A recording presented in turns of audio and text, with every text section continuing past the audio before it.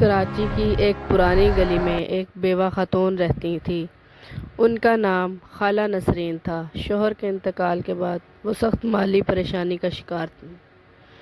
محلے والوں نے ان کی مدد شروع کی، کچھ راشن دیتے، کچھ رقم دیتے، کچھ پرانے کپڑے۔ وہ ان کا عطیہ خانہ بن گیا۔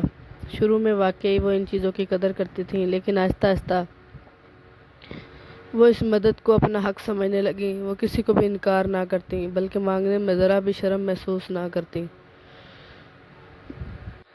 وقت کے ساتھ ساتھ ان کے عطیہ خانہ کا سائز بڑھتا گیا۔ پھر ایک دن ایسا ہوا کہ جس کے بعد کسی نے اس کی گلی میں مدد نہ کی۔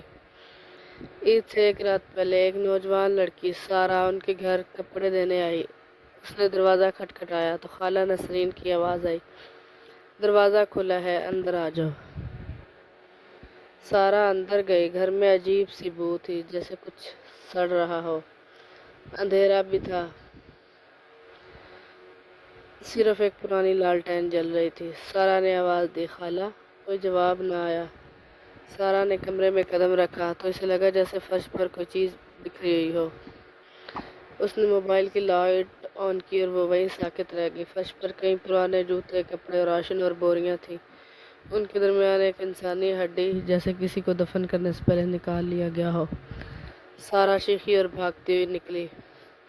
محلے والوں نے اگلے دن خالہ نسرین کے گھر پولیس کو اطلاع دی۔ جب پولیس پہنچی تو اندر ایک بند کمرے سے 3 لاشیں برآمد ہوئیں، 2 عورتیں اور ایک بچہ۔ ان کے چہروں پر کپڑا بندھا ہوا تھا۔ ان کے آس پاس خالہ نسرین کی لکھائی میں نوٹ تھے۔ ان سب نے وعدہ کیا تھا مدد کا، لیکن وقت پر دیا نہیں۔ اب وہ ہمیشہ کے لیے میرے عطیہ خانہ کا حصہ ہے۔ خالہ نسرین خود کہیں نہ ملی۔ کہا جاتا ہے آج بھی اگر کوئی اس گھر کے پاس سے گزرے تو وہ عورتوں کی سسکیاں اور بچوں کے رونے کی آوازیں آتی ہیں، اور یہ آوازیں باہر سے بھی سنی جا سکتی ہیں۔ اور دروازے پر ایک کاغذ چپکا نظر آتا ہے، "عطیہ خانہ، سب کچھ